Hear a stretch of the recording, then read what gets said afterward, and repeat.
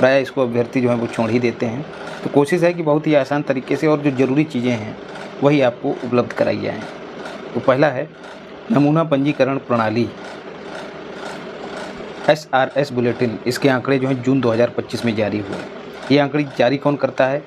Registrar general office, registrar general of India, जो कि जनगणना के लिए भी जिम्मेदार रहता है, वो इसको जारी करता है। और ये जो ऑफिस है ये मिनिस्ट्री ऑफ होम अफेयर्स के तहत काम करता है, याद रखिएगा। पिछली क्लास में मैंने जो वर्तमान में रजिस्ट्रार जनरल हैं भारत के, उनका नाम बताया था। अगर आपको याद हो तो कमेंट बॉक्स में बताना, ज़रूरी भी है, पूछा जा सकता है। ये जो बुलेटिन है ये वर्ष 2022 के संदर्भ में जारी किया गया, मतलब 2022 के आंकड़े जो हैं वो इसमें बताए गए हैं। सबसे पहले जन्म दर की बात करते हैं, बर्थ रेट। इसमें गिरावट दर्ज की गई है और ये प्रति 1000 जन्मों पर काउंट किया जाता है, याद रखिएगा। बाकी ये जो अन्य आंकड़े हैं इनको ज़्यादा याद नहीं करना है, जो इम्पॉर्टेंट हैं उनको मैं बताता हुआ चलूँगा। तो जन्म दर से संबंधित जो फैक्ट हैं उसमें पहला फैक्ट जो है जो इम्पॉर्टेंट है, शीर्ष जन्म दर वाले राज्य या फिर यूटीज में कौन कौन से राज्य या फिर यूटी शामिल हैं। तो सबसे पहले बिहार में जनसंख्या, बिहार में जन्म दर ज़्यादा है, सर्वाधिक जन्म दर कहाँ है? बिहार में। उसके बाद उत्तर प्रदेश दूसरे स्थान पे है, याद रखिएगा। ठीक है, जैसे ही ये जन्म दर वगैरह की बात आती है तो बिहार अपने आप मानस पटल पे आपके आ जाता है। तो जो बिहार स्पेशल एग्ज़ाम देते हैं वो बिहार की जन्म दर भी याद रखें, और यूपी वाले यूपी की जन्म दर याद रखें 24.2 या फिर 24%। न्यूनतम जन्म दर वाले राज्य या फिर केंद्र शासित प्रदेश, तो सबसे पहले है अंडमान निकोबार, उसके बाद है गोवा। तो केंद्र शासित प्रदेश और राज्य दोनों की बात कही जाएगी तो अंडमान निकोबार पहले आएगा। यदि केवल और केवल राज्य की बात हो तो वहाँ पर गोवा पहले आएगा। तो बिहार और गोवा, सबसे ऊपर बिहार, सबसे नीचे गोवा, किसमें? जन्म दर के मामले में। अगला है डेथ रेट, मृत्यु दर। इसमें भी कहा गया है कि विगत 5 दशकों में इसमें गिरावट देखी गई। तो एक क्वेश्चन स्टेटमेंट बनाकर भी पैदा किया जा सकता है कि मृत्यु दर में पिछले 5 दशकों से बढ़ोतरी हो रही, वृद्धि हो रही या गिरावट हो रही, इस तरीके से। तो इसमें कहा है जहाँ इसको भी प्रति 1000 पे काउंट किया जाता है। जो पहले भारत में 15 हुआ करती थी वो अब घटकर 7 रह गई है, याद रखिएगा। लगभग 50% की कमी हुई है। लेकिन आपको ये चीज़ याद नहीं रखनी है, जो सबसे महत्वपूर्ण है वो फैक्ट है शीर्ष मृत्यु दर वाले 5 राज्य या फिर यूटी। तो सबसे पहले छत्तीसगढ़, ठीक है, पहले स्थान पे है, आपको यही याद रखना है। और सबसे नीचे कौन सा है न्यूनतम मृत्यु दर? तो वो हो जाएगा चंडीगढ़। फिर दिल्ली दूसरे स्थान पर। और राज्यों की बात करें तो मणिपुर और सिक्किम दोनों साथ साथ, ठीक है, एक ही क्षेत्र के हैं, जो 8 राज्य हैं नॉर्थ ईस्ट के, उन्हीं के हैं दोनों, मणिपुर और सिक्किम। तो यदि जन्म दर की बात करी जाए तो बिहार सबसे ऊपर है, गोवा सबसे नीचे है, ठीक। मृत्यु दर की बात की जाए, डेथ रेट की बात की जाए तो सबसे ऊपर कौन सा हो जाएगा? छत्तीसगढ़, ठीक। सर्वाधिक मृत्यु दर कहाँ है? छत्तीसगढ़। और सबसे कम कहाँ है? मणिपुर या फिर सिक्किम। शिशु मृत्यु दर की बात करें, इन्फेंट मॉर्टिलिटी रेट, ये भी प्रति 1000 पर काउंट की जाती है। मतलब प्रति 1000 जो शिशुओं के जन्म होते हैं उन पर कितने बच्चे जो हैं मर जा रहे हैं, उसी को कहा जाता है शिशु मृत्यु दर। ये भी प्रति 1000 पर काउंट होती है। और जो बच्चों की आयु है, शिशुओं की आयु जो है वो कितनी होनी चाहिए? 1 वर्ष से कम, याद रखिएगा। राष्ट्रीय स्तर पर बताया गया है शिशु मृत्यु दर का वर्तमान स्तर 26 है वर्तमान में। 1971 में कितना हुआ करता था? 129। तो इसमें भी लगातार कमी हुई है, 1/4 कम हो गया है। तो 2021 में शिशु मृत्यु दर 129 से घटकर कितनी रह गई है? 2022 में 129 से घटकर 26 रह गई है, याद रखिएगा। इसी 129 में से 2 उठा लेना और 9 को उल्टा कर देना, 26 मिल जाएगा। तो 26 को आप एक समय के लिए छोड़ भी सकते हैं, परंतु 129 को छोड़ भी सकते हैं, परंतु 26 को याद रखना है, जो 2022 में है वर्तमान में शिशु मृत्यु दर। सर्वाधिक शिशु मृत्यु दर वाले स्टेट या फिर यूटी, तो मध्य प्रदेश, ठीक है, पहले स्थान पे है। दूसरा स्थान छत्तीसगढ़ और उत्तर प्रदेश का है। दूसरा स्थान उत्तर प्रदेश का कहाँ है? जन्म दर में भी है, आपको मैंने ऊपर बताया है। जन्म दर में भी बिहार के बाद उत्तर प्रदेश का दूसरा स्थान है और शिशु मृत्यु दर में भी उत्तर प्रदेश का छत्तीसगढ़ के साथ दूसरा स्थान है। सबसे कम मृत्यु दर कहाँ है? तो मणिपुर में। ठीक, तो चाहे शिशु की बात की जाए, ठीक है, या फिर सामान्य मृत्यु दर की, दोनों में ही मणिपुर में सबसे कम वाला आंकड़ा है, याद रखिएगा। चाहे मृत्यु दर हो चाहे शिशु मृत्यु दर हो, दोनों ही मणिपुर में सबसे कम है। मातृ मृत्यु दर MMR, इसमें कहा गया है कि 2014-16 में प्रति लाख जन्मों पर 130 हुआ करती थी मातृ मृत्यु दर, वो अब घटकर कितनी हो गई है? 2020 से 22 के बीच 88, तो 130 से घटकर 88 हो गई है। ऊपर 129 से घटकर शिशु मृत्यु दर कितनी हो गई है? ये 129 से घटकर 26। अच्छा, शिशु मृत्यु दर और मातृ मृत्यु दर दोनों देखिए परस्पर संबंधित हैं, दोनों में संबंध है, ठीक है, भावनात्मक मतलब रिश्ते के आधार पर भी और ऐसे भी। तो जो शिशु मृत्यु दर है वो 129 से घटकर 26 हो गई है और मातृ मृत्यु दर 129 के ठीक बाद 130 से घटकर कितनी रह गई है? 88। और आपको याद रखना है मातृ मृत्यु दर की गणना जो है प्रति लाख जीवित जन्मों पर होती है, याद रखिएगा।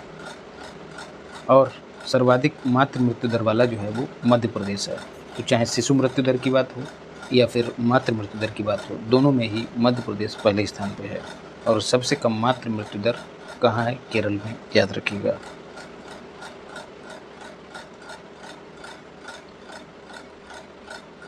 अगला है पारिवारिक उपभोग व्यय सर्वेक्षण। मॉस्पी सांख्यिकी एवं कार्यक्रम कार्यान्वयन मंत्रालय द्वारा ये डेटा जारी किया गया। Survey of house hold consumption expenditure नाम से जो रिपोर्ट जारी हुई है उससे संबंधित कुछ महत्वपूर्ण आंकड़े याद रखने हैं।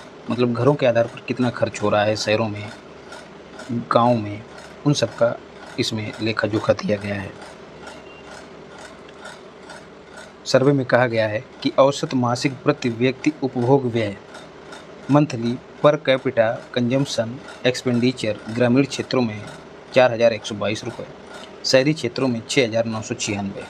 तो शहरी क्षेत्रों में ज़्यादा है, अगर स्टेटमेंट बना दे तो अच्छे से समझ लो, फंसना नहीं है।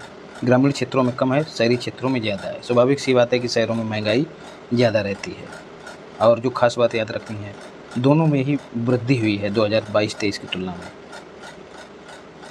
अगला है ग्रामीण और शहरी खर्च के बीच अंतर लगातार कम हो रहा है, स्टेटमेंट है, याद रखिएगा। सिक्किम जो है वो भारत में सबसे अधिक MPCE दर्ज किया है। छत्तीसगढ़ में सबसे कम MPCE है, याद रखिएगा। मंथली पर कैपिटा एक्सपेंडिचर सबसे कम है। उड़ीसा की बात करें तो सर्वाधिक वार्षिक वृद्धि, इसको छोड़ दीजिए, बस यही याद रखिए। अभी मैंने आपको ऊपर क्या बताया? ऊपर बताई पूरे देश के स्तर पर जो मासिक प्रति व्यक्ति उपभोग है उसको बताया ग्रामीण क्षेत्रों में 4,000 और इधर 7,000 शहरी क्षेत्रों में। वहीं राज्यों की बात की जाए तो सिक्किम जो है ग्रामीण क्षेत्रों में सर्वाधिक MPCE दर्ज किया है, ग्रामीण क्षेत्रों में सिक्किम, जिसका MPCE कितना है? 9,000 समथिंग है। और अभी हमने जो राष्ट्रीय स्तर पे देखा वो 4,000 के आसपास है। तो यहाँ से एक स्टेटमेंट बन रहा है कि सिक्किम का जो औसत ग्रामीण खर्च है मंथली वो राष्ट्रीय स्तर से ज़्यादा है, 9,000 है। ऐसे ही शहरी वाला भी ज़्यादा है। तो चाहे शहर हो चाहे गांव हो, दोनों ही मामलों में सिक्किम सबसे ऊपर है, सर्वाधिक मंथली पर कैपिटा एक्सपेंडिचर करता है। ऐसे ही ग्रामीण और शहरी क्षेत्रों में बात की जाए तो सबसे कम मंथली पर कैपिटा एक्सपेंडिचर जो है वो कहाँ है? छत्तीसगढ़ में, याद रखिएगा। इसमें राष्ट्रीय औसत से कम है। देखिए ग्रामीण क्षेत्रों में मात्र 2,700 रुपये है, राष्ट्रीय स्तर पर कितना है? लगभग 4,000 रुपये। शहरी क्षेत्रों में कितना है? मात्र 5,000, जबकि राष्ट्रीय स्तर पर कितना है? तो 7,000 के आसपास। तो यहाँ से स्टेटमेंट बन सकता है कि जो छत्तीसगढ़ है वहाँ पर मंथली पर कैपिटा एक्सपेंडिचर चाहे शहर हो चाहे गांव हो, दोनों में ही राष्ट्रीय औसत से कम है, याद रखिएगा।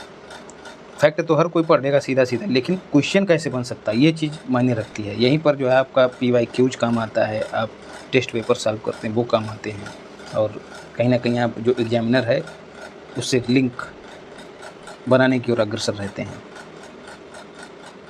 तो ये फैक्ट याद रखिएगा, बाकी इसमें और कुछ ज़रूरी नहीं है ज़्यादा। अगला फैक्ट है, ग्रामीण भारत में एक औसत परिवार अपने कुल मासिक खर्च का करीब 47% जो है वो खाद्य मदों पर खर्च करता है।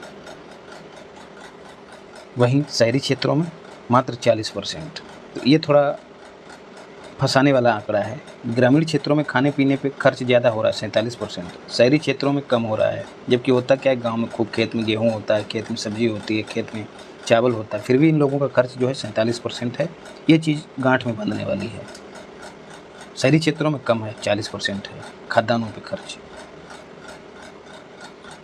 Periodic labour force survey important है। कौन जारी करता है? नेशनल स्टैटिस्टिक्स ऑफिस, जो 2019 में नया रूप ग्रहण किया है,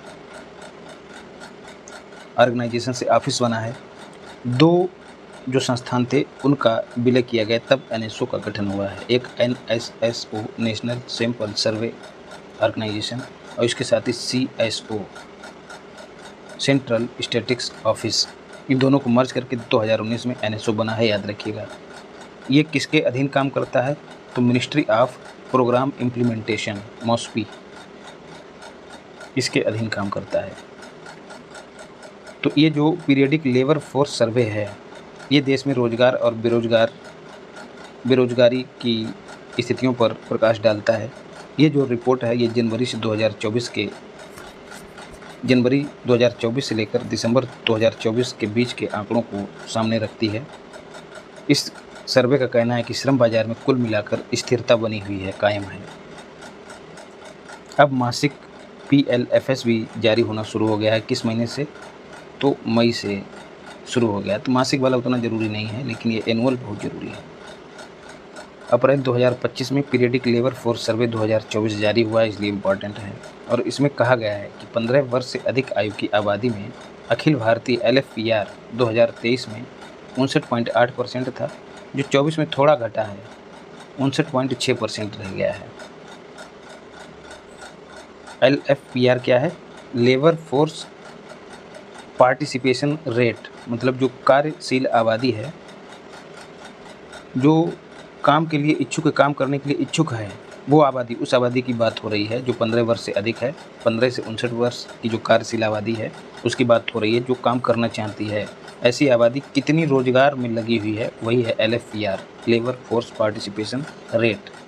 तो उसमें थोड़ी सी कमी हुई है 2023 की तुलना में, तो वो घटकर 59.6 रह गई है, याद रखिएगा।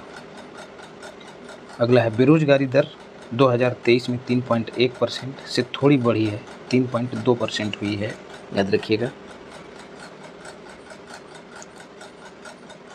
अब डिजिटल अर्थव्यवस्था से संबंधित कुछ आंकड़े हैं। वैश्विक स्तर पर डिजिटलीकरण की तुलना में भारत तीसरे स्थान पे है। कितनी तेज़ी से जो डिजिटल सिस्टम है उसको एक्सेप्ट कर रहा है, उस आधार पर रैंकिंग जारी हुई है देशों के बीच। तो उनमें भारत तीसरे स्थान पे है, USA पहले स्थान पे है, चाइना दूसरे स्थान पे है। ये रिपोर्ट किसने जारी की है? मेइती के द्वारा जारी की गई है, ministry of electronics and information technology. फिर डिजिटलीकरण के संदर्भ में शीर्ष 5 राज्य, अच्छा ये तो हो गई देशों की बात। अब राज्यों की बात करें तो सबसे ज़्यादा डिजिटल की ओर अग्रसर जो राज्य है वो कौन सा है? कर्नाटक। बड़े राज्यों में राजस्थान 10वें स्थान पे है। यूपी को कौन सा स्थान मिला है? यूपी को 12वां स्थान मिला है। बिहार वाले अपना याद कर लें, बिहार वालों को 19वां स्थान हासिल हुआ है। अच्छा, एक फैक्ट जो मोस्ट इम्पॉर्टेंट है, जो साइंटिफिक ऑफिसर में पूछा भी गया है, निर्यात वृद्धि को लेकर। तो 2013-14 से लेकर 2023-24 की बात करें तो निर्यात में वृद्धि जो है 67% हुई। यदि 2023 से 2024-25 की बात की जाए, मतलब एक साल आगे की, तब यही निर्यात वृद्धि जो है, ये 67 का आप जो संख्याएं हैं, अंक हैं, उनका क्रम बदल दीजिए तो 7 और 6 76% है, याद रखिएगा। लेकिन जो साइंटिफिक ऑफिसर वाला एग्ज़ाम हुआ है, जिस पर मैंने आपको वीडियो दी हुई है, उसमें इस अवधि के लिए निर्यात में वृद्धि पूछी गई, तो उसका आंसर 67% है, याद रखिएगा।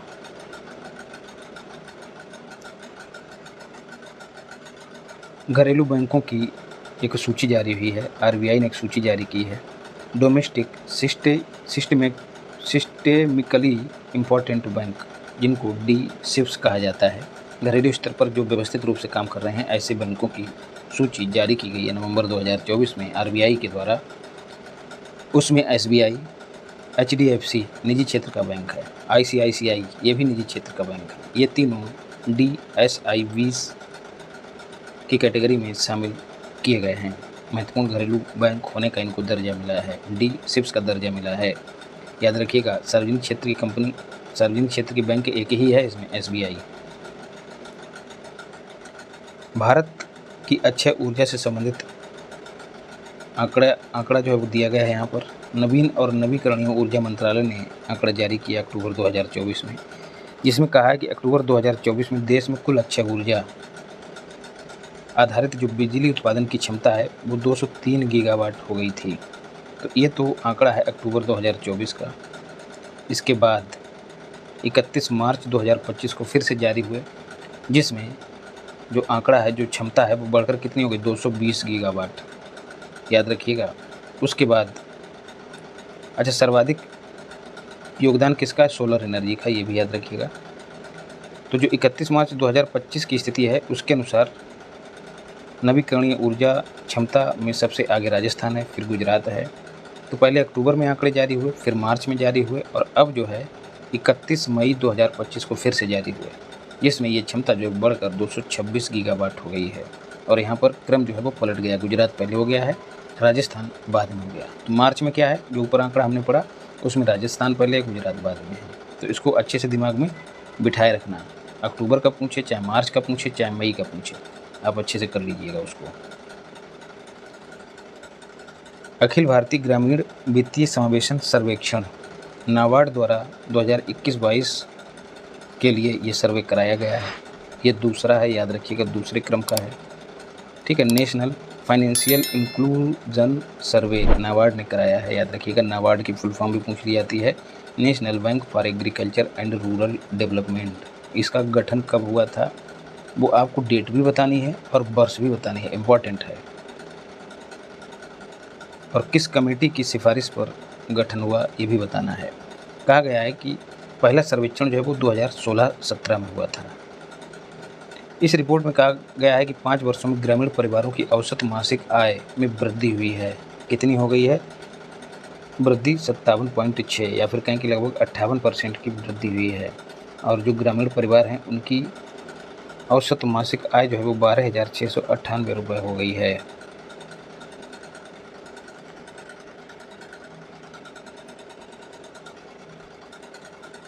दो 2021-22 की बात हो रही है। अब बात करें मॉनेटरी पॉलिसी कमेटी की, इसका पुनर्गठन हुआ है, इसलिए इम्पॉर्टेंट है। किस महीने में हुआ? तो 1 अक्टूबर 2024 को हुआ है, डेट भी याद रखनी है। किसने किया है? तो केंद्र सरकार ने किया है। कहाँ से उसको शक्ति मिलती है ये काम करने के लिए? तो रिजर्व बैंक ऑफ इंडिया का जो एक्ट है 1934 वाला, वहाँ से मिलती है। उस एक्ट में एक धारा है 45 ZB, वहाँ से सरकार को मौद्रिक नीति समिति का पुनर्गठन या फिर गठन करने की शक्ति प्राप्त होती है। तो इसका पुनर्गठन हुआ है भाई 1 अक्टूबर को। अक्टूबर भी याद ही रहेगा आपको, क्योंकि 2 अक्टूबर को गांधी जयंती रहती है। इसमें होता कौन है? कुछ 6 सदस्य होते हैं। 2016 में एक गवर्नर थे आरबीआई के, उर्जित पटेल, उनकी अध्यक्षता में समिति बनी थी। उस समिति ने सिफारिश की थी मॉनेटरी पॉलिसी कमेटी का गठन करने की। 2016 में गठन हुआ था, और 16 का ये 6 जब उठा लोगे तो ये 6 जो है उसके सदस्यों की संख्या है। तो एक तो गवर्नर ही हो गए, इसके पदेन अध्यक्ष होते हैं आरबीआई के गवर्नर। वर्तमान में कौन है उनका नाम बताओ फुर्ती से। फिर उप गवर्नर, डिप्टी गवर्नर होते हैं इसमें, ठीक है। और एक होता है इसी आरबीआई के बोर्ड के द्वारा चुना गया व्यक्ति, एक अधिकारी ही होता है। आरबीआई का जो केंद्रीय बोर्ड है वो इसको नियुक्त करता है। तो कुल मिला के 3 जो है आरबीआई की ओर से सदस्य होते हैं, और 3 को सरकार की ओर से नियुक्त किया जाता है। ये 3 कौन कौन से हैं? एक तो राम सिंह हो गए हैं, दूसरे सौगत भट्टाचार्य, और तीसरे हो गए नागेश कुमार। तो 6 के 6 सदस्य आप याद रखिएगा।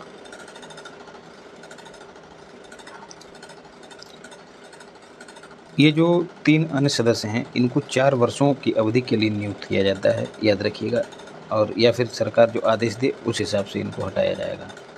तो कुल मिला के सरकार की मर्जी पर निर्भर करता है कि कब तक इनसे काम लेना है। भारतीय स्टेट बैंक 2024 के लिए भारत का सर्वश्रेष्ठ बैंक जो है ग्लोबल फाइनेंस मैगजीन के अनुसार SBI बना है, याद रखिएगा, भारत का सर्वश्रेष्ठ बैंक, इसीलिए इसको DSIBs में भी जगह मिली है, याद रखिएगा। Industrial and commercial bank of China world level पर सर्वश्रेष्ठ बैंक का दर्जा हासिल किए है। अगर वर्ल्ड लेवल की बात करें तो SBI 49वें स्थान पे है। पहले स्थान पर चाइना की industrial and commercial bank of China काबिज है, याद रखिएगा।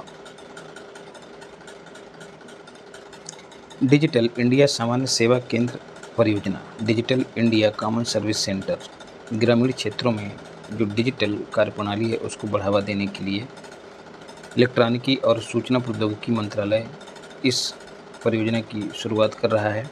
शुरुआत कहाँ से की जाएगी तो उत्तर प्रदेश के पीलीभीत और गोरखपुर जिलों से शुरुआत की जाएगी। इस परियोजना के माध्यम से देश के 10 जिलों के सभी ग्राम पंचायतों को DCSC केंद्र के रूप में स्थापित किया जाएगा। 10 जिलों में कौन कौन से? पीलीभीत और गोरखपुर, जहाँ से शुरुआत होगी, 2 तो वहाँ के हो गए।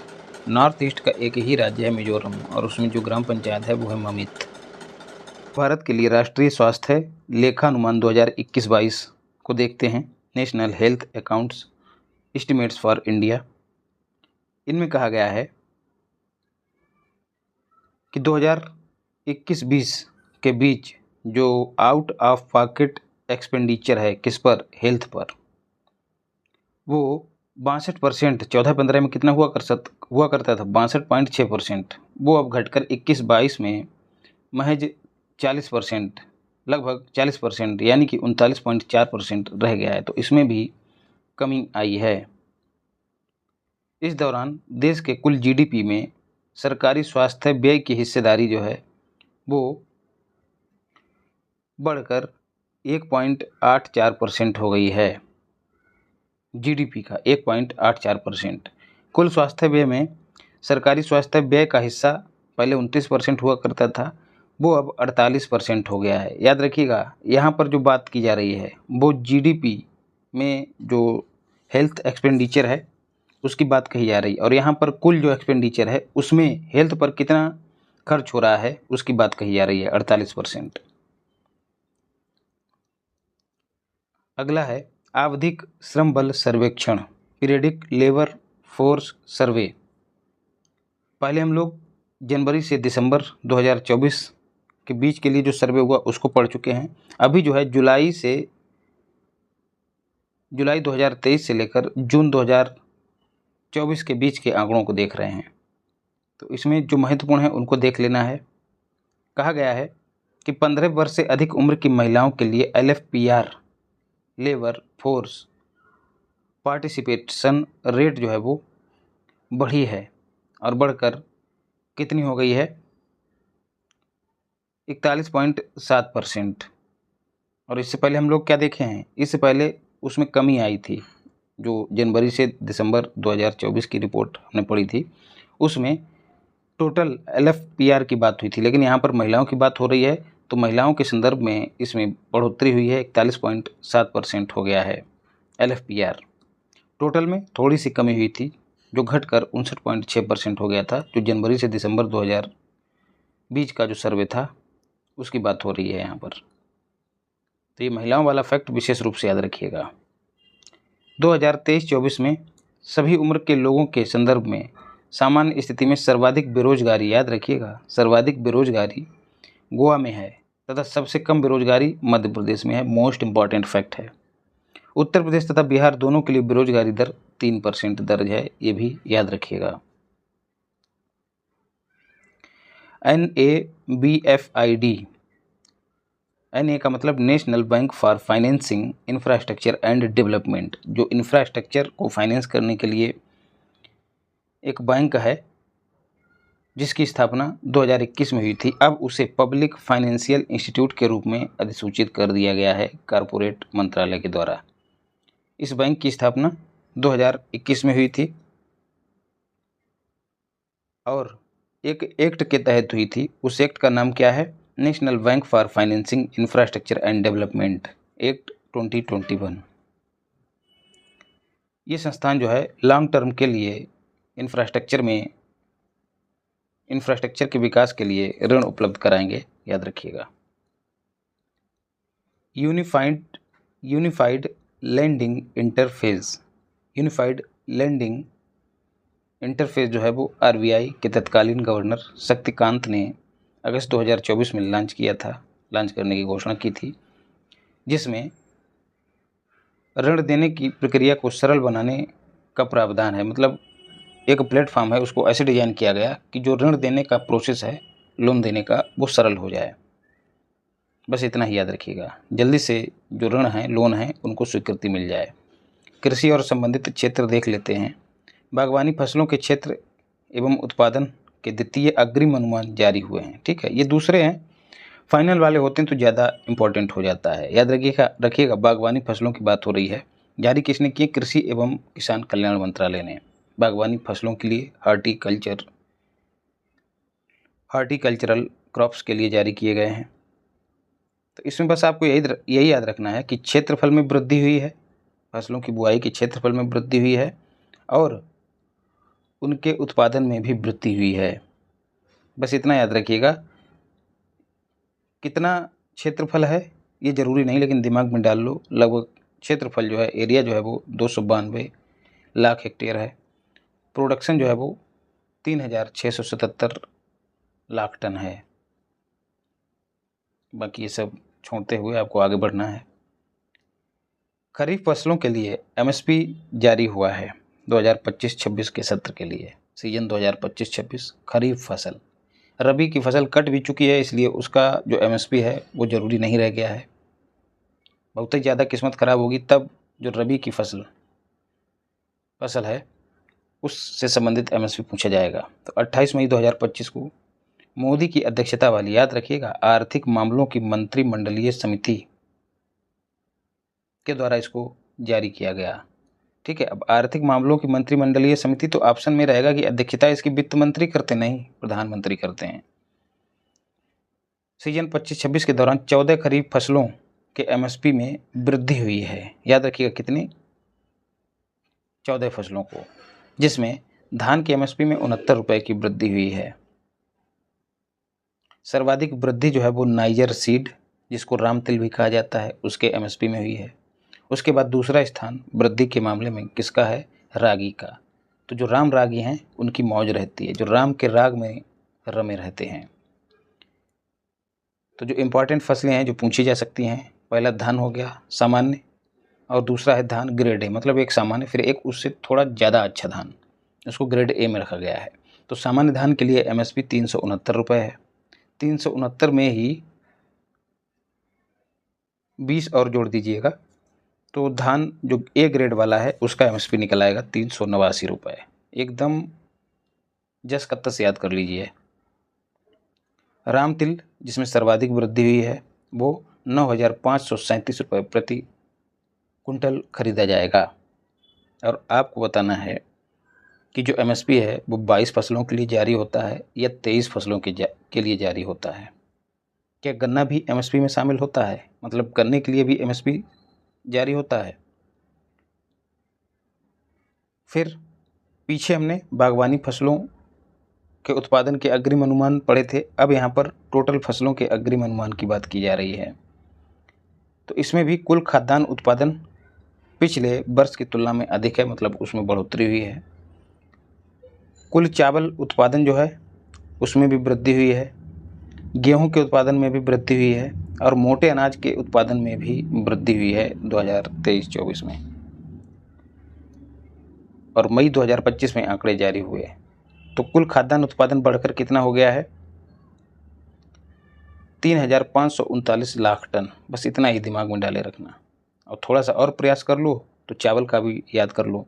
1,490 लाख टन, या फिर कहें कि 1,500 लाख टन चावल का अनुमान, चावल उत्पादन का अनुमान। गेहूं का 1,500 से थोड़ा कम, थोड़ा क्या बहुत कम है, 1,175 लाख टन। तो यदि क्रम भी पूछ लिया जाए तो याद कर लीजिएगा, चावल का उत्पादन जो है गेहूं की तुलना में अधिक हुआ है। श्री अन्न का उत्पादन महज 4.43 लाख टन ही सॉरी का उत्पादन 175 लाख टन ही हुआ है। ये तो यहाँ पर वृद्धि दी गई है, तो बस आप कुल उत्पादन को दिमाग में डाले रखिएगा। जीनोम संपादित चावल, जीनोम एडिटेड चावल की नई किस्में जो हैं वो भारत ने विकसित की हैं। इतिहास में एक स्वर्णिम अध्याय जोड़ा है। 4 मई को देश की पहली जीनोम संपादित चावल की 2 किस्मों को लॉन्च किया गया। इन किस्मों के नाम भी अच्छे से याद कर लेने हैं, DRR राइस कमला और दूसरी है पूसा DST।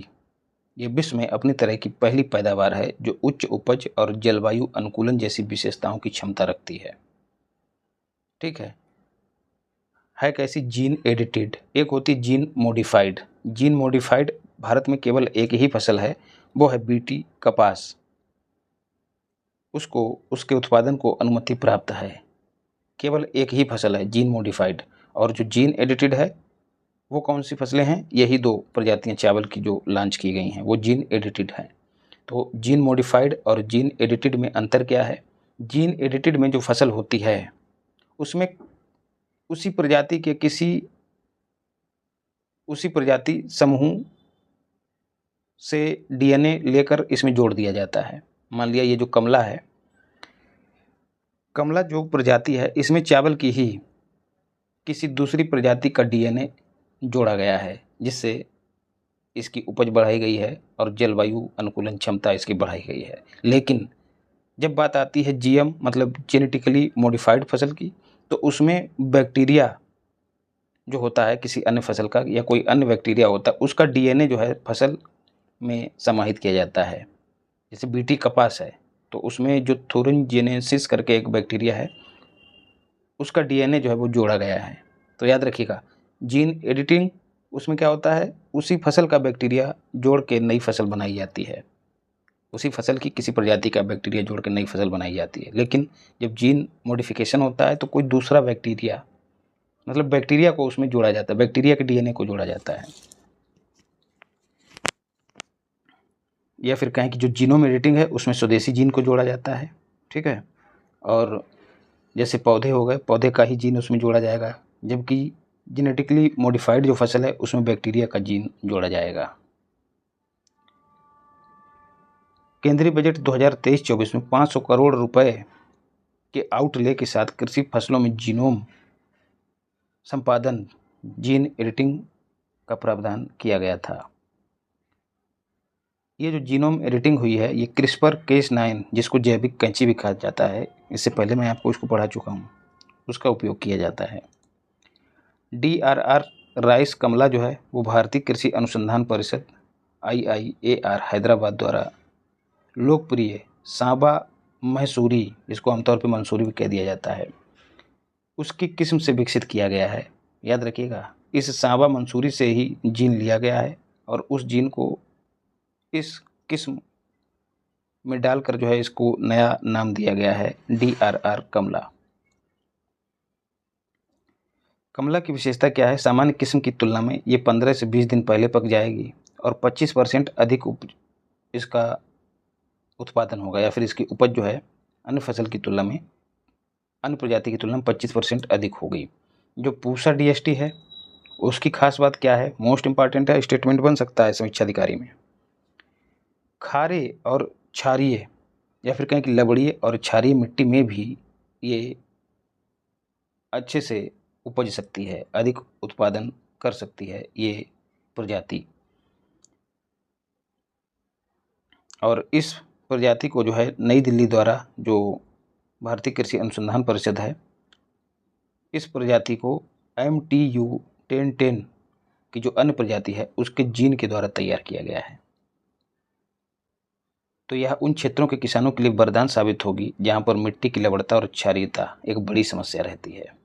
अब अगर बता पाओ तो बताओ कि मिट्टी की लवणता और मिट्टी की क्षारीयता दोनों को दूर करने के लिए किसका इस्तेमाल किया जाता है? अगर आपने बता दिया तो समझ लीजिए कि तैयारी एकदम आपकी ज़बरदस्त है।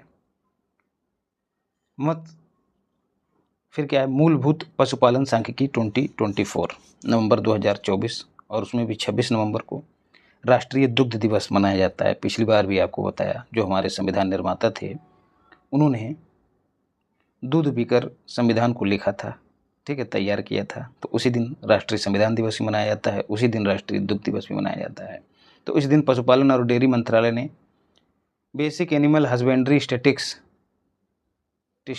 2024 का विमोचन किया और इस रिपोर्ट के अनुसार 2023-24 में देश के कुल उत्पादन में,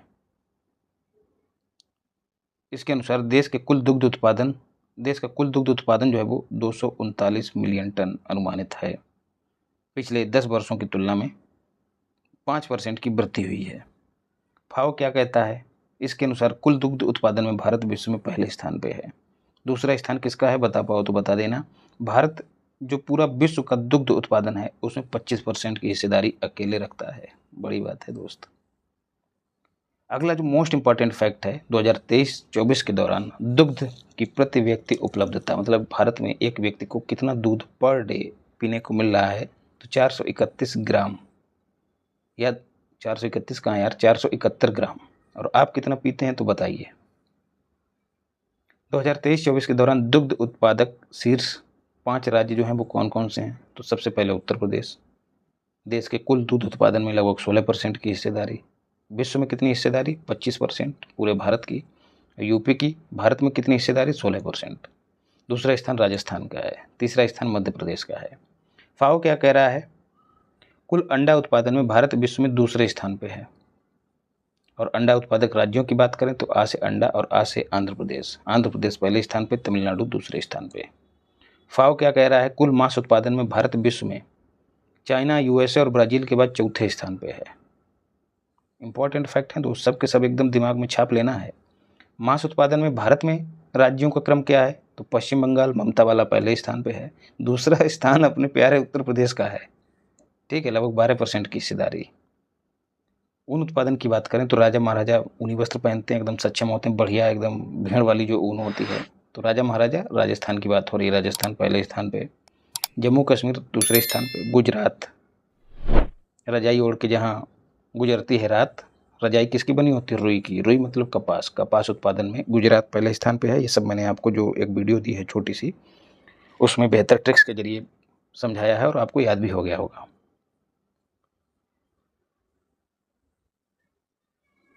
फिर है राष्ट्रीय खाद्य तेल मिशन, 3 अक्टूबर 2024 को इसे मंजूरी मिली है। नाम से ही जाहिर हो रहा है, तिलहन उत्पादन को बढ़ावा देना इसका उद्देश्य है। इसके लिए कितना आउटले है? 101.03 या फिर कहें 10,103 करोड़ रुपए, इतना प्रावधान है। कब से कब के लिए इस मिशन को चलाया जाएगा? 2024-25 से लेकर 2030-31 तक, बोले तो 7 सालों तक चलाया जाएगा। अगला है स्पाइसिड, नाम से ही जाहिर है कि इसका संबंध किससे होगा? स्पाइस, मसालों से होगा। तो वाणिज्य और उद्योग मंत्रालय के द्वारा इसको शुरू किया गया है, ठीक है। वाणिज्य एवं उद्योग मंत्रालय के तहत मसाला बोर्ड, याद रखिएगा, मसाला बोर्ड जो है वो एग्रीकल्चर मिनिस्ट्री के अंडर में नहीं आता है। किसके अंडर में आ रहा है? वाणिज्य एवं उद्योग मंत्रालय, ministry of commerce and industry, उसके अधीन काम करता है। इस पहल का, इस योजना का उद्देश्य क्या है? मसालों के उत्पादन में आत्मनिर्भरता हासिल करना, इलायची के उत्पादन को बढ़ावा देना, किसानों की आजीविका को सुधारना, मसालों के निर्यात को बढ़ावा देना। एग्री श्योर फंड, ठीक है, एग्री मतलब कृषि को श्योर करने वाला फंड। और कृषि में सर्वाधिक काम कहाँ होता है? ग्रामीण क्षेत्रों में। तो कृषि क्षेत्र में जो स्टार्टअप्स हैं उनको स्थापित करने के लिए एक तरह की फाइनेंशियल जो हेल्प है वो इस फंड से मुहैया कराई जाएगी। एग्री श्योर मतलब agri fund for startup and rural enterprises. ग्रामीण क्षेत्रों में स्टार्टअप शुरू करने के लिए इस फंड की स्थापना की गई है। उद्देश्य क्या है? वही ग्रामीण इकोसिस्टम विकास एवं नवाचार को बढ़ावा देना, जो मैंने आपको बता दिया है। उद्योग क्षेत्र की बात करें तो 8 जो प्रमुख उद्योग हैं, याद रखना है, कोर इंडस्ट्री इनको कहा जाता है। कितने प्रमुख उद्योग हैं भारत में? तो 8 हैं, याद रखना है, पूछे जा सकते हैं, 8 के नाम याद रखने हैं। कोयला, कच्चा तेल, प्राकृतिक गैस, रिफाइनरी उत्पाद, इस्पात, सीमेंट और विद्युत उत्पादन। ये 8 के 8 आपको याद रखने हैं। और ये जो हैं अप्रैल 2024 से मार्च 2025 के बीच कैसा प्रदर्शन किए हैं, इसे आपको याद रखना है। तो इनमें जो इम्पोर्टेंट फैक्ट हैं वो आपको ये देखने कि जो कच्चा तेल है इसके उत्पादन में कमी आई है। ठीक है, सर्वाधिक कमी हुई है, मैक्सिमम कमी हुई है कच्चे तेल के उत्पादन में। इस उद्योग में, कच्चे तेल वाले उद्योग में प्रदर्शन में कमी हुई है -2.2 की। ऐसे ही जो इस्पात क्षेत्र है उसमें वृद्धि हुई है लगभग 7% की। बस यही दो फैक्ट हैं, एक सबसे कम प्रदर्शन किसने किया है और सबसे अच्छा प्रदर्शन किसने किया है, तो इस्पात और कच्चा तेल। ग्लोबल स्टार्टअप इकोसिस्टम इंडेक्स एक स्टार्टअप ब्लिंक नाम की संस्था है, उसके द्वारा जारी किया गया, जिसमें भारत ने जो है वो 3 पायदानों की गिरावट दर्ज की है। स्टार्टअप इकोसिस्टम मतलब स्टार्टअप को लेके भारत में कैसा माहौल है उसको लेके यूएसए पहले स्थान पे है। और शहरों की बात की जाए तो यूएसए का सैन फ्रांसिस्को वो पहले स्थान पे है। इजराइल देखो तीसरे स्थान पे है। और अपना प्यारा भारत महान जो है वो चौथे स्थान पे है। यार पहले ही हम लोग देख चुके हैं इसको, कहाँ पे, हाँ 22वें स्थान पर पहुंच गया है। पिछले वर्ष 19वीं रैंकिंग थी। तो हमारी स्थिति खराब हुई है इसमें स्टार्टअप इकोसिस्टम में। भारत के 3 शहर इस इंडेक्स में शामिल हुए हैं, बेंगलुरु, नई दिल्ली और मुंबई। इन तीनों शहरों में सबसे बेहतर स्थिति में बेंगलुरु है, 10वां स्थान इसको हासिल हुआ है पूरे विश्व के शहरों में। और सबसे पहले सैन फ्रांसिस्को, अगर शहरों की बात की जाए। देशों की बात की जाए तो यूएसए। भारत चौथे स्थान पे है, 22वें स्थान पे। फिर ऑटोमोटिव उद्योग, ऑटोमोटिव इंडस्ट्री को लेकर नीति आयोग ने एक रिपोर्ट जारी की है। ठीक है, इसका शीर्षक टाइटल भी दिमाग में डाले रखना, powering India's participation in global value chains. NITI Aayog ने रिपोर्ट जारी की है जिसमें कहा गया है कि चौथा सबसे बड़ा ऑटोमोबाइल उत्पादक होने के बावजूद, अब चौथा ऑटोमोबाइल उत्पादक किन देशों के बाद है, तो चीन पहले स्थान पे है, यूएसए दूसरे स्थान पे है और जापान तीसरे स्थान पे है। तो चौथा उत्पादक है भारत ऑटोमोबाइल का, लेकिन इसकी हिस्सेदारी महज वैश्विक ऑटो बाजार में 3% है। मोस्ट इंपॉर्टेंट फैक्ट है, पूछा जा सकता है। भारत के कुल जीडीपी में ऑटोमोबाइल सेक्टर की जो हिस्सेदारी है वो 7.1% या फिर 7% है। कोयला क्षेत्र में भारत की बड़ी छलांग। भारत ने वित्तीय वर्ष 24-25 में 1 बिलियन टन कोयला उत्पादन को पार करके ऐतिहासिक उपलब्धि हासिल की है। भारत दुनिया में 5वें सबसे बड़े कोयला भंडार रखता है और दूसरा सबसे बड़ा उपभोक्ता भी है कोयला का। फिर एमएसएमई के वर्गीकरण से संबंधित नए मानदंड स्थापित हो गए हैं, लागू हो गए 1 अप्रैल से। कई बार आपको बताया है, जो निवेश है उसमें 2.5 गुना वृद्धि की गई है निवेश की सीमा में, और जो कारोबार है, टर्नओवर है, उसमें 2 गुना वृद्धि की गई है। तो सबसे पहले सूक्ष्म, फिर लघु, फिर मध्यम, इस क्रम से लिख लेना। फिर निवेश का एक कॉलम बनाना, उसके बाद एक कारोबार का बनाना। बस एक याद कर लो, निवेश वाला 2.5, 25, 125। इसके बाद उसमें 4 से मल्टीप्लाई करते जाएंगे और आप जो है वो कारोबार या फिर कहें कि टर्नओवर प्राप्त करते जाएंगे और आप कभी नहीं भूलेंगे। और यहाँ से क्वेश्चन पूछे जाने की सर्वाधिक संभावना है, मोस्ट प्रोबेबल है। एमएसएमई हेतु संशोधित मानदंड 1 अप्रैल 2025 से प्रभावी हैं। ठीक है, 31 मार्च 2025 तक प्रभावी रहेंगे। ऊर्जा सांख्यिकी रिपोर्ट भी देख लेते हैं। सांख्यिकी एवं कार्यक्रम कार्यान्वयन मंत्रालय मॉस्पी की बात हो रही है, उसने प्रकाशन किया है। वार्षिक प्रकाशन इसका होता है, तो देख लेते हैं। कहा गया है कि देश में ऊर्जा का प्रमुख स्रोत जो है वो कोयला है। ठीक, देश में सर्वाधिक कोयला भंडार ओकज उड़ीसा, ओजक झारखंड और छत्तीसगढ़, ओजक उड़ीसा, झारखंड और छत्तीसगढ़ में है। देश में लिग्नाइट कोयले का सर्वाधिक भंडार तमिलनाडु में पाया जाता है, ये भी याद रखिएगा। कच्चा तेल, उसके अधिकतम भंडार पश्चिम अपतटीय क्षेत्र में है, मतलब मुंबई वाले क्षेत्र में है, अरब सागर में।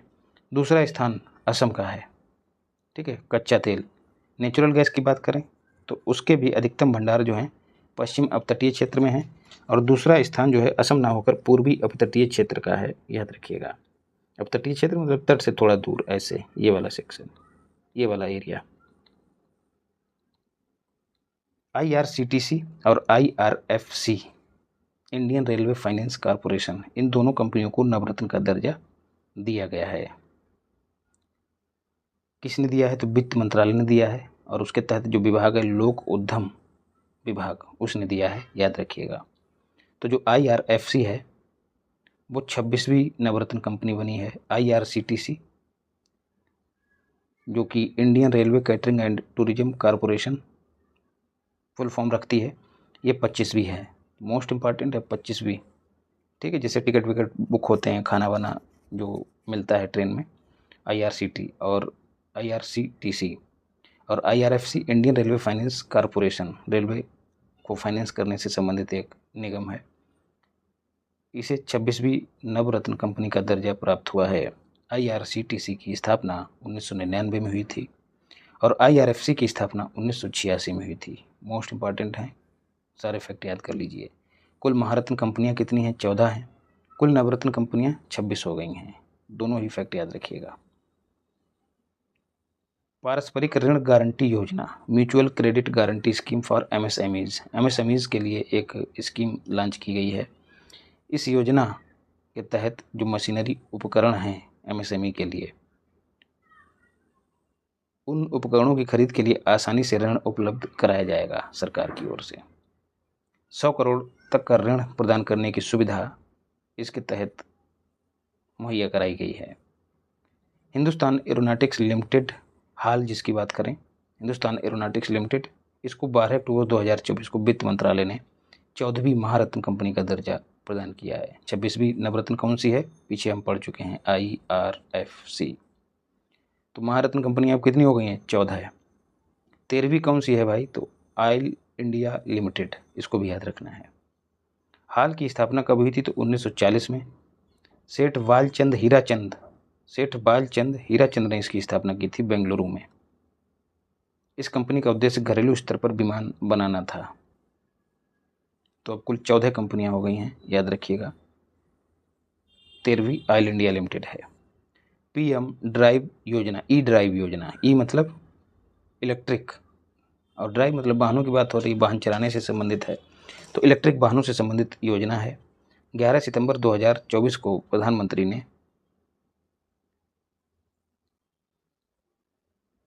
प्रधानमंत्री की अध्यक्षता में कैबिनेट ने इसको मंजूरी दी। PM electric drive revolution in innovative vehicle enhancement. इस योजना का कार्यान्वयन भारी उद्योग मंत्रालय के तहत किया जा रहा है, याद रखिएगा। सड़क और परिवहन मंत्रालय के अधीन नहीं, भारी उद्योग मंत्रालय के अधीन। इसके लिए आउटले कितना रखा गया है? परिव्यय 10,900 करोड़ रुपए, और 2 वर्षों के लिए इसको लागू किया गया है, 1 अक्टूबर 2024 से 31 मार्च 2026। मोस्ट इम्पॉर्टेंट है, याद कर लेना। उद्देश्य क्या है? इलेक्ट्रिक व्हीकल्स को अपनाने में तेजी लाना, उनके लिए इंफ्रास्ट्रक्चर का विकास करना, चार्जिंग पॉइंट वगैरह बनाना। अगला क्या है? 4th ग्लोबल री इन्वेस्ट। सितंबर 2024 को जो नवीन और नवीकरणीय ऊर्जा मंत्रालय है, उसने गुजरात के गांधीनगर में, ठीक, और गांधीनगर में मंदिर का नाम क्या है? महात्मा मंदिर। तो मंदिर है महात्मा का, है कहाँ? गांधी में, तो महात्मा गांधी जोड़ के याद रखिएगा। ग्लोबल री इन्वेस्ट, इसका आयोजन किया गया। इसकी थीम क्या थी? Invest, innovate and inspire. Important है दोस्त। उद्घाटन इसका प्रधानमंत्री मोदी ने किया है 16 सितंबर को। प्रथम वैश्विक री इन्वेस्ट का आयोजन 2015 में किया गया था। उसके बाद दूसरी का 2018 में, तीसरी का 2020 में और चौथी का अब 24 में। तो चौथी 24, तो 24 में भी 4 है। और किस क्रम की है री इन्वेस्ट? चौथे क्रम की। कहाँ? गांधीनगर में, गुजरात में, महात्मा मंदिर, और सितंबर महीना है, याद रखिएगा। World trade statistical review WTO ने जारी किए हैं, और इसमें कहा गया है कि वर्ष 2022 में वर्ल्ड मर्चेंटाइज ट्रेड के शीर्ष निर्यातक और उत्पादक देश, निर्यातक और आयातक देश इस प्रकार हैं। मर्चेंडाइज का मतलब भौतिक वस्तुओं से है, उनके व्यापार से है। तो तो भौतिक वस्तुओं का निर्यातक एक्सपोर्टर कौन है? पहले स्थान पे चीन। और इम्पोर्टर कौन है? तो यूएसए। ठीक है, तो एक्सपोर्टर की बात आएगी तो तुरंत दिमाग में चीन ही आएगा। भारत एक्सपोर्टर के मामले में 18वें स्थान पे है, इम्पोर्टर के मामले में 9वें स्थान पे है।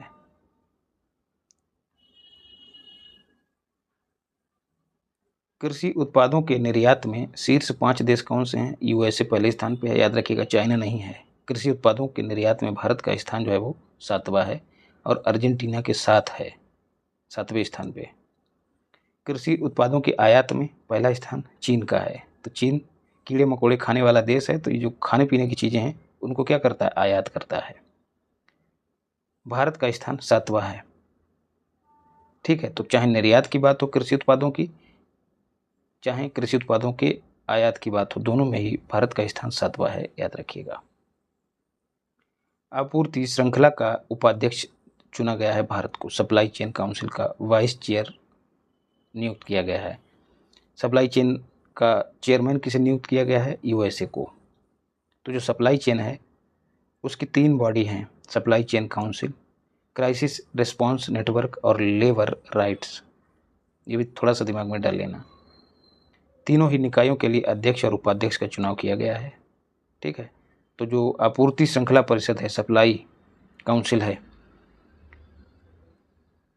उसमें यूएसए अध्यक्ष है, भारत उपाध्यक्ष है, बाकी को आपको छोड़ देना है। सितंबर 2024 को वाशिंगटन डीसी में आपूर्ति श्रृंखला सम्मेलन का आयोजन किया गया, वहीं पर भारत को यह उपाध्यक्ष का दर्जा प्राप्त हुआ है। Supply chain summit Washington DC में सितंबर 2024। अंतर्राष्ट्रीय आर्थिक घटनाक्रम को देख लेते हैं। सबसे पहले विश्व निवेश रिपोर्ट कब जारी हुई है? तो जून 2025 में। किसके द्वारा? अंकटाड के द्वारा। United nation convention on trade and development, headquarter Geneva में है। 1964 में इसकी स्थापना हुई थी, याद रखिएगा। और इसने जो रिपोर्ट जारी की उसका टाइटल क्या है? इंटरनेशनल इन्वेस्टमेंट इन दी डिजिटल इकोनॉमी। क्या कहा गया है इसमें? लगातार ये दूसरा वर्ष है जिसमें वैश्विक एफडीआई में गिरावट दर्ज की गई है। एफडीआई आउटफ्लो की बात करें, मतलब जिन देशों से बाहर जाता है, उसमें भारत 18वें स्थान पे है, यूएसए पहले स्थान पे है। मतलब सर्वाधिक एफडीआई किस देश से बाहर जाता है? तो यूएसए से। भारत इस मामले में 18वें स्थान पे है।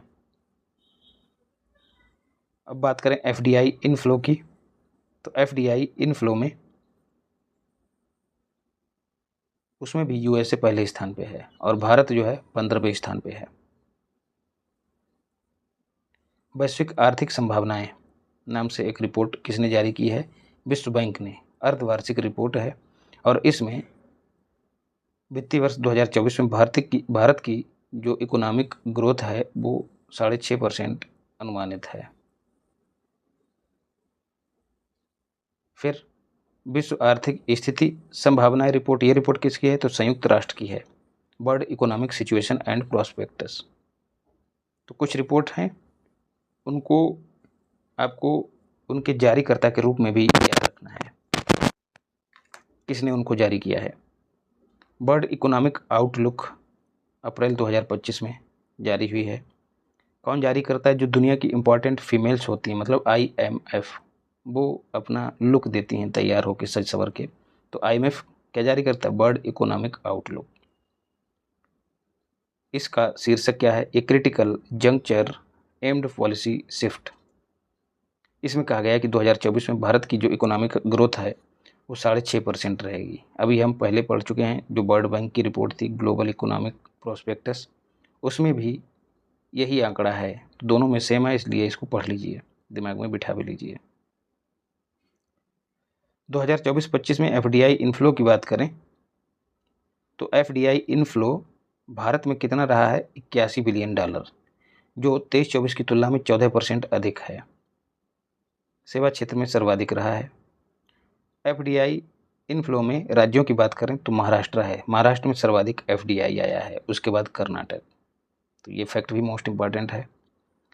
कहाँ से सर्वाधिक एफडीआई आया है? तो SMS, S फॉर सिंगापुर पहले स्थान पे है, M फॉर मॉरिशस दूसरे स्थान पे, S फॉर संयुक्त राज्य अमेरिका। तो एफडीआई इनफ्लो में SMS का ऑर्डर याद रखिएगा।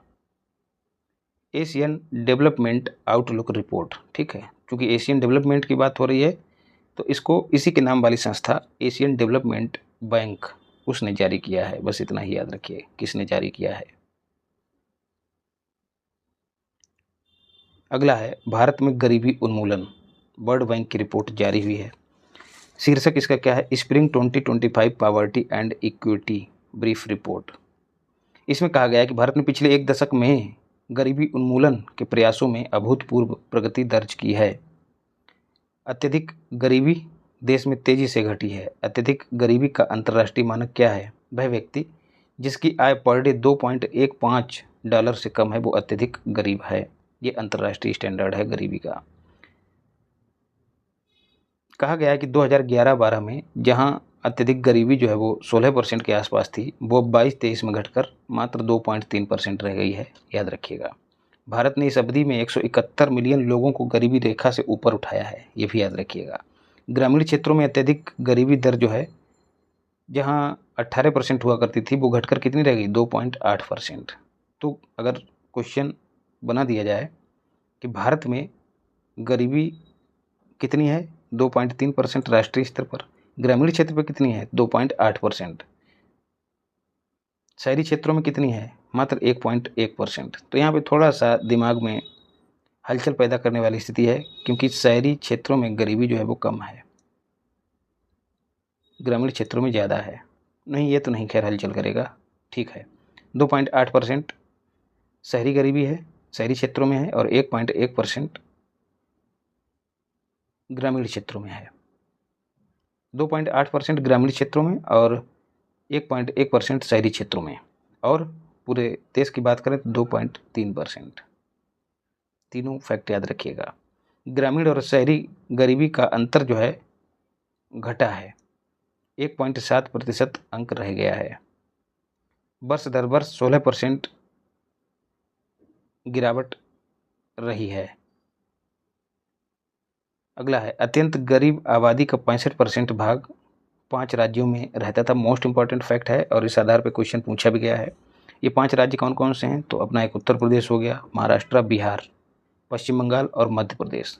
तो साउथ इंडिया का केवल एक ही राज्य है महाराष्ट्र, और इसी ने FDI सर्वाधिक प्राप्त किया है, ये भी याद रखिएगा, जो पहले हमने आपको बताया है।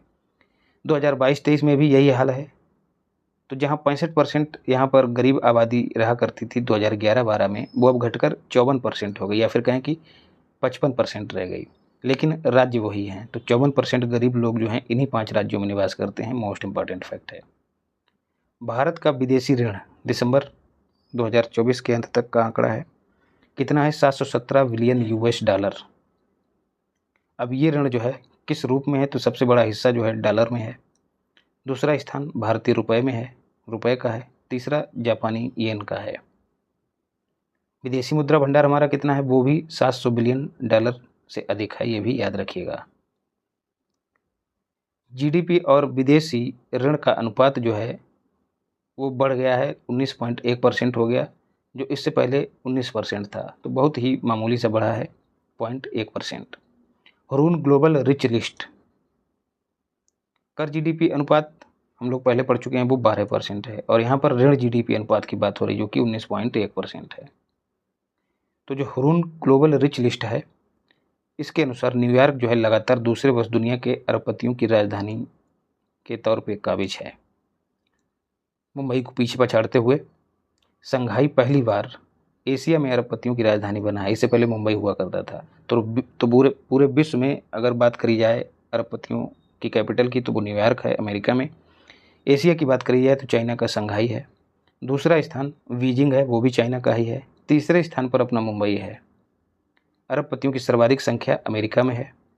शीर्ष 5 अरबपति इसके अनुसार एलन मस्क है पहले स्थान पे, जेफ बेजोस दूसरे स्थान पे, और मुकेश अंबानी जो हैं वो भारत के हैं और 17वें स्थान पे हैं। इनके बाद गौतम अडानी एशिया के दूसरे अमीर हैं। एशिया के पहले मुकेश अंबानी हैं, याद रखिएगा, मार्च 2025 की खबर है। भारत के धन प्रेषण की बदलती गतिशीलता, रेमिटेंस क्या होता है, जो प्रवासी भारत को धन भेजते हैं उसी को रेमिटेंस कहा जाता है। कहा गया है कि विश्व बैंक के अनुसार क्या कहा गया है, भारत वर्ष 2008 से धन प्रेषण का शीर्ष प्राप्तकर्ता बना हुआ है। आरबीआई ने आंकड़े जारी किए हैं और कहा गया है कि महाराष्ट्र जो है राज्यों में सर्वाधिक रेमिटेंस प्राप्त करता है। तो गरीब आबादी के जो 5 राज्य हैं उनमें भी महाराष्ट्र है। सर्वाधिक विदेशों से पैसा भी महाराष्ट्र में ही आता है प्रवासियों के द्वारा। और इससे पहले क्या फैक्ट पड़े थे, देखो यार याद नहीं आ रहा है। हाँ, एफडीआई इनफ्लो भी यहीं पर है सर्वाधिक। भारत के आवक धन प्रेषण में सर्वाधिक पैसा कहाँ से आ रहा है, तो संयुक्त राज्य अमेरिका से। रोमानिया और बुल्गारिया यूरोपीय क्षेत्र हैं, यूरोपीय देश हैं। ये शेंगन क्षेत्र के पूर्ण सदस्य बन गए हैं। कब? 1 जनवरी 2025 को। ठीक है, नए साल पे बने, इसलिए डेट भी याद रखनी है। रोमानिया की राजधानी बुखारेस्ट, बुखार में रोम खड़े हो जाते हैं ठंड के मारे। बुल्गारिया की सोफिया है। शामिल होने से क्या हो जाएगा? यात्रा, व्यापार और पर्यटन एक क्षेत्र है शेंगन, उसमें जो देश शामिल हैं उनमें यात्रा, व्यापार और पर्यटन को लेकर सुविधाएं होती हैं। तो शेंगन क्षेत्र में कुल कितने देश हैं वर्तमान में? 29। और इन 29 देशों में 25 देश जो हैं वो यूरोपियन यूनियन के हैं। अगला जो फैक्ट है, साइप्रस और आयरलैंड। साइप्रस जिसकी मोदी जी यात्रा पर रहे हैं, साइप्रस और आयरलैंड ये यूरोपियन यूनियन का तो हिस्सा हैं बट शेंगन क्षेत्र में शामिल नहीं है। मोस्ट इंपॉर्टेंट फैक्ट है साइप्रस और आयरलैंड। शेंगन क्षेत्र एक ऐसा क्षेत्र है जहाँ कोई आंतरिक सीमाएं नहीं होती, व्यापार, आना जाना सब एकदम निर्बाध रूप से होता है। स्वतंत्र रूप से एक दूसरे की यात्रा करते हैं। 1985 में शेंगन लग्जमबर्ग में एक छोटा सा गांव है, वहाँ पर समझौता हुआ था और उसी के नाम पे इस क्षेत्र का नाम भी रखा गया है शेंगन क्षेत्र। ब्रांड फाइनेंस ग्लोबल 500 जनवरी 2025 में ब्रांड फाइनेंस के द्वारा एक रिपोर्ट जारी की गई है जिसमें हाईएस्ट ब्रांड वैल्यू वाली कंपनियों की रैंकिंग शामिल है और सबसे हाईएस्ट ब्रांड वाली जो कंपनी है पूरे विश्व में वो एप्पल है। दूसरा स्थान माइक्रोसॉफ्ट का, तीसरा गूगल का है। भारत में हाईएस्ट ब्रांड वाली कंपनी कौन सी है, तो अपनी टाटा ग्रुप की कंपनी है। इसकी पूरे वर्ल्ड में 60वीं रैंक है और भारत में पहले स्थान पे है। इंफोसिस दूसरे स्थान पे है। संधारणीयता हेतु वैश्विक सुर्खियों में भारतीय थाली। अक्टूबर 2024 में WWF world wild life fund उसने रिपोर्ट जारी की है। इस रिपोर्ट का शीर्षक क्या है? Living planet report, world wide fund के द्वारा। इसको तैयार किसने किया? जूलॉजिकल सोसाइटी ऑफ लंदन और WWF दोनों ने मिलकर तैयार किया है। और इसका शीर्षक क्या है यार? ए सिस्टम इन पेरिल, संकट में एक प्रणाली। इसमें कहा गया है कि पिछले 50 वर्षों में वन्य जीवों की संख्या में 73% की गिरावट दर्ज की गई है। मोस्ट इंपॉर्टेंट है, 1970 से 2020 के बीच 73% की गिरावट दर्ज हुई है पिछले 50 वर्षों में। और कहा गया है यदि दुनिया भारत की उपभोग आदतों को अपनाती है, जिस तरह की खान पान की आदतें भारत में हैं, उससे वैश्विक खाद्य उत्पादन को बनाए रखने के लिए पृथ्वी के केवल 0.84 भाग की ही आवश्यकता पड़ेगी 2050 तक। तो देखिए भारत जो वसुधैव कुटुंबकम की बात करता है, उसकी जो खान पान की प्रणाली है कितना बड़ा योगदान दे रही है। इससे क्या होगा? पर्यावरण के प्रति जिम्मेदार जो वैश्विक आंदोलन है उसमें भारत जो है एक नेता के रूप में स्थापित हो रहा है कि आओ हमारी शैली अपनाओ और पृथ्वी बचाओ। यह मान्यता पर्यावरण के पारंपरिक जो भारतीय खान पान या फिर आहार है या थाली है वो पर्यावरण की दृष्टि से टिकाऊ मॉडल के रूप में सामने आती है। मतलब लोगों के लिए रोल मॉडल है, जो विदेशी बरादरी है उनके लिए। भारतीय आहार जो है संसाधन गहन और पशु उत्पाद की जगह अनाज, दालों और सब्जियों आदि पर निर्भर होता है, जिससे कम प्राकृतिक संसाधनों का इस्तेमाल होता है और कम ग्रीन हाउस गैसों का उत्सर्जन होता है। इजराइल की बात करें तो 69वां एशियाई विकास बैंक का सदस्य बन गया है और ये 20वां गैर क्षेत्रीय सदस्य है। तो है एशियाई लेकिन देश कौन सा? मिडिल ईस्ट का। तो उस तरह का 20वां है। और एशियन डेवलपमेंट बैंक का 69वां है, याद रखिएगा। एशियन डेवलपमेंट बैंक का हेडक्वार्टर आपको बताना है कहाँ है। एशिया पावर इंडेक्स की बात करें तो लोबी इंस्टीट्यूट द्वारा जारी की जाती है। जापान को पीछे छोड़ते हुए भारत जो है तीसरा सबसे शक्तिशाली देश बन गया है। पहले और दूसरे स्थान पर क्रमशः यूएसए और चीन हैं। अल्जीरिया की बात करें तो न्यू डेवलपमेंट बैंक का 9वां सदस्य, तो ना से न्यू और ना से 9, ठीक, 9वां सदस्य बन गया है। और ये सदस्य कहाँ बना है? जो न्यू डेवलपमेंट बैंक है उसके जो बोर्ड ऑफ गवर्नर्स हैं उनकी 9वीं ही बैठक हुई है। कहाँ कहाँ हुई है इसको आगे देखेंगे। उसी में अल्जीरिया को 9वां सदस्य बनाया गया है। आयोजन इस बैठक का कहाँ हुआ है? केप टाउन, साउथ अफ्रीका में। साउथ अफ्रीका की कितनी राजधानियाँ हैं ये आप लोग बताइए, कई बार मैंने बताया है। तो 9वां सदस्य बन गया है अल्जीरिया, ये भी अफ्रीकी देश ही है। इससे पहले फरवरी 2023 में मिस्र इसमें शामिल हुआ था। 2021 में बांग्लादेश भी इसमें शामिल हो गया है, ये भी याद रखिएगा। न्यू डेवलपमेंट बैंक की स्थापना ब्रिक्स देशों ने की है। स्थापना कब हुई थी? 2015 में। अब बात करें पहले बिम्स्टेक व्यापार शिखर सम्मेलन की, तो ये पहला है, इम्पोर्टेंट है। बिम्स्टेक शिखर सम्मेलन मैं आपको करा भी चुका हूँ, अगस्त 2024 में आयोजित हुआ, पहला है इसलिए इम्पोर्टेंट है। विदेश मंत्रालय और कॉन्फेडरेशन ऑफ इंडियन इंडस्ट्री, भारतीय उद्योग संघ, दोनों ने मिलकर इसका आयोजन किया है। कहाँ? नई दिल्ली में। और इसका उद्देश्य क्या है? इसका उद्देश्य है बिम्स्टेक देशों के बीच व्यापार और वाणिज्य को बढ़ावा देना। बिम्स्टेक की फुल फॉर्म भी पूछी जा सकती है, the bay of Bengal initiative for multi sectoral technical and economic cooperation. इसका उद्घाटन विदेश मंत्री एस जयशंकर ने किया है।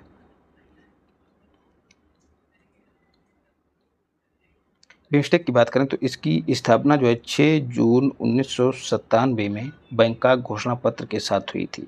तब इसमें 6 देश हुआ करते थे। इसको वेस्ट ईसी के नाम से जाना जाता था। 6 देश कौन कौन से थे? बांग्लादेश, भारत, थाईलैंड, श्रीलंका। 4 देश हुआ करते थे, सॉरी, ईसी का मतलब है इकोनॉमिक कॉरपोरेशन कोऑपरेशन। तो 4 देश थे, संस्थापक थे। संस्थापक देशों में भारत भी था, ये भी याद रखिएगा। लेकिन दिसंबर 1997 में म्यांमार इसमें शामिल हुआ और 2004 में भूटान और नेपाल भी शामिल हो गए और इस तरह से कुल 7 सदस्य इसमें हो गए। 1997 में जो 7 है वो इसके मेंबर्स को डिनोट करता है। अब आपको बताना है कि इसका हेडक्वार्टर या फिर सचिवालय कहाँ है बिम्स्टेक का। Bird population prospectus United nation द्वारा इस रिपोर्ट को जारी किया गया है और इसमें कहा गया है कि विश्व की जनसंख्या जो है इस सदी तक, मतलब 2100 जब पूरा हो जाएगा, 21वीं सदी चल रही है, जब पूरी हो जाएगी तो अपने चरम पर पहुंच जाएगी।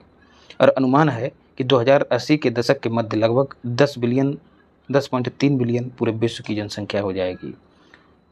तो इस चरम पर पहुंचने के बाद इस जनसंख्या में कमी होने लगेगी, जो घटकर 10.2 बिलियन रह जाएगी। तो बहुत कम ही घटेगी, 10.3 से कितनी घट के रह जाएगी? 10.2 बिलियन। पूरे विश्व की बात हो रही है। वैश्विक जोखिम रिपोर्ट की बात करें तो वर्ल्ड इकोनॉमिक फोरम द्वारा 15 जनवरी 2025 को जारी किया गया ये एक वार्षिक रिपोर्ट है और इसमें कहा गया है कि अगले 2 वर्षों में गलत सूचना और भ्रामक जानकारी सबसे बड़ा जोखिम बनकर उभरी है। इसके बाद दूसरा स्थान मौसमी घटनाएं हैं और राज्य आधारित संघर्ष है। 2024 को इसमें सबसे गर्म वर्ष के रूप में मान्यता दी गई है। वैश्विक सूचकांक देख लेते हैं। परोपकार के क्षेत्र में 100 सबसे प्रभावशाली लोगों की सूची किसने जारी की है? टाइम मैगजीन ने, अमेरिकी पत्रिका है और इसमें भारत के मुकेश अंबानी, नीता अंबानी और अजीज प्रेमजी टाइटन्स श्रेणी में परोपकारकर्ता के रूप में शामिल किए गए हैं। ठीक है, तो 4 श्रेणियों में जारी किया गया है जो योगदान करने वाले हैं। तो उनमें से एक है टाइटन्स, टाइटन लीडर्स, और ये क्या है? ट्रेल ब्लेजर्स और इनोवेटर्स। तो जो अपने भारत के हैं वो टाइटन्स कैटेगरी में स्थान पाए हैं। तो मुकेश अंबानी और उनकी जो पत्नी हैं नीता अंबानी, अजीज प्रेमजी जो विप्रो के संस्थापक हैं, वो भारत के सबसे बड़े परोपकारी दाताओं में अग्रणी हैं, सबसे आगे हैं। मानव विकास रिपोर्ट मोस्ट इम्पॉर्टेंट है, यूएनडीपी द्वारा 6 मई 2025 को जारी की गई। ये 1990 से लगातार वार्षिक आधार पर प्रकाशित हो रही है और इस बार एआई पर फोकस किया गया है इसमें। मानव विकास सूचकांक की बात करें तो इसकी अवधारणा को पाकिस्तानी अर्थशास्त्री थे महबूब उल हक और भारतीय मूल के जो अर्थशास्त्री हैं अमर्त्य सेन, इन दोनों ने प्रतिपादित किया था। इस बार a matter of choice people and possibilities in the age of AI theme के तहत इसको प्रकाशित किया गया है, विषय के तहत प्रकाशित किया गया है। और एचडीआई वाले देशों और बहुत उच्च एचडीआई वाले देशों के बीच असमानता जो है, मतलब निम्न एचडीआई और उच्च एचडीआई वाले देशों के बीच असमानता लगातार चौथे वर्ष बढ़ रही है। अगर स्टेटमेंट बनाए तो फंसना नहीं है, अच्छे से समझ लेना है। लगातार चौथा वर्ष है जब असमानता बढ़ रही है। मानव विकास के 3 मूलभूत आयाम हैं, उनके आधार पर एचडीआई को तैयार किया जाता है। जन्म के समय जीवन प्रत्याशा, स्कूली शिक्षा और राष्ट्रीय आय, प्रति व्यक्ति सकल राष्ट्रीय आय। इस सूचकांक में आइसलैंड पहले स्थान पे है। नॉर्वे और स्विट्जरलैंड दोनों जो हैं संयुक्त रूप से दूसरे स्थान पे हैं, ये भी याद रखिएगा। तो जहां ह्यूमन डेवलपमेंट सर्वाधिक होगा वहीं जेंडर गैप कम होगा। तो ग्लोबल जेंडर गैप इंडेक्स जो है वहाँ पर भी आइसलैंड पहले स्थान पे है, आपको मैंने ट्रिक्स के जरिए बताया है पिछली क्लासों में। 2023 में मानव विकास की दृष्टि से सबसे दयनीय स्थिति जो है वो दक्षिण सूडान की है, सबसे नीचे है। ठीक है, तो ये भले ही 2025 की रिपोर्ट है लेकिन इसमें आंकड़े जो हैं वो 2023 के भी शामिल हैं। फिर बहुआयामी गरीबी सूचकांक की बात करें तो इसके भी आंकड़े मानव विकास रिपोर्ट में 1997 से शामिल किए गए हैं। ह्यूमन पॉवर्टी इंडेक्स 2010 से जो है 1997 से ह्यूमन पॉवर्टी इंडेक्स जारी हो रहा था, लेकिन 2010 से अब मल्टी डायमेंशनल पॉवर्टी इंडेक्स प्रस्तुत किया जाने लगा। दोनों फैक्ट याद रखिएगा।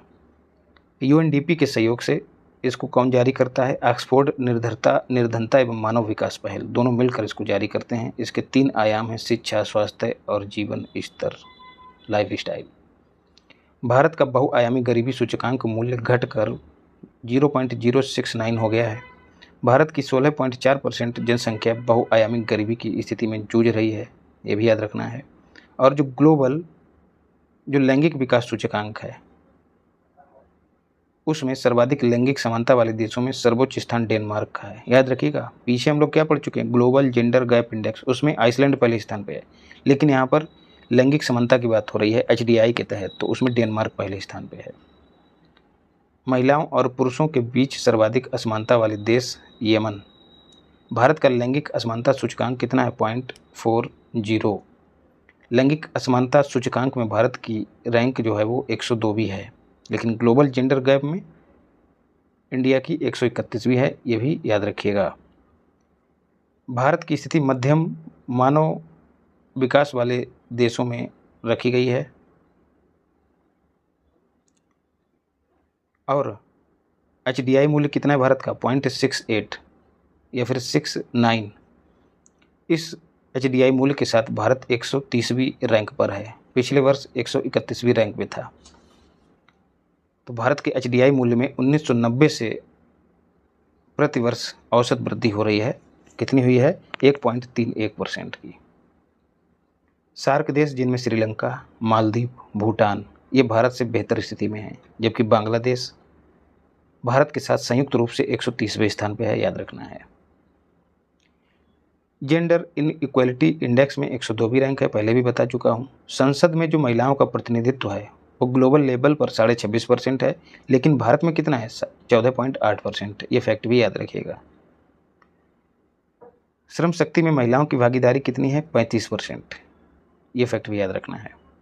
विश्व के सबसे अधिक उच्च भुगतान पाने वाले जो एथलीट हैं उनमें पहले स्थान पे कौन है लगातार तीसरे वर्ष? और ये सूची किसने जारी की? फोर्ब्स ने, अमेरिकी पत्रिका है। लगातार तीसरे वर्ष फुटबॉलर हैं क्रिस्टियानो रोनाल्डो। कहाँ के हैं? पुर्तगाल के। वो सर्वाधिक भुगतान वाले एथलीट हैं। विश्व के अरबपतियों की सूची की बात करें तो फोर्ब्स ने जारी की है। एलन मस्क पहले स्थान पे हैं, दुनिया के सबसे अमीर व्यक्ति। जुकरबर्ग दूसरे स्थान पर पहुंच गए हैं। देशवार संयुक्त राज्य अमेरिका में सबसे अधिक अरबपति हैं। भारत अरबपतियों के मामले में तीसरे स्थान पे है, दूसरा स्थान चाइना का है। मुकेश अंबानी को 18वां स्थान हासिल हुआ है और भारत में वो पहले स्थान पे हैं। इससे पहले हम हुरुन जो रिच लिस्ट है उसमें भी देख चुके हैं, लेकिन उसमें सबसे अमीर मस्क ही हैं और भारत में भी मुकेश अंबानी है। तो मस्क और मुकेश हुरुन जो रिच लिस्ट है उसमें भी पहले स्थान पे हैं और ये जो फोर्ब्स ने अरबपतियों की सूची जारी की है इसमें भी विश्व और भारत दोनों में पहले स्थान पे हैं, दोनों मस्क और मुकेश। स्काई ट्रैक्स एक संस्था है, इसने वर्ल्ड एयरपोर्ट्स अवार्ड 2025 की घोषणा स्पेन में की और इसमें सिंगापुर के चांगी एयरपोर्ट को विश्व का सर्वश्रेष्ठ हवाई अड्डा घोषित किया। भारत का कौन सा हवाई अड्डा? तो भारत के कुल 5 हवाई अड्डे हैं जो 100 सर्वश्रेष्ठ हवाई अड्डों में स्थान पाए हैं। भारत का नई दिल्ली का इंदिरा गांधी अंतर्राष्ट्रीय हवाई अड्डा 32वीं रैंक के साथ भारत में सबसे सर्वश्रेष्ठ हवाई अड्डा है।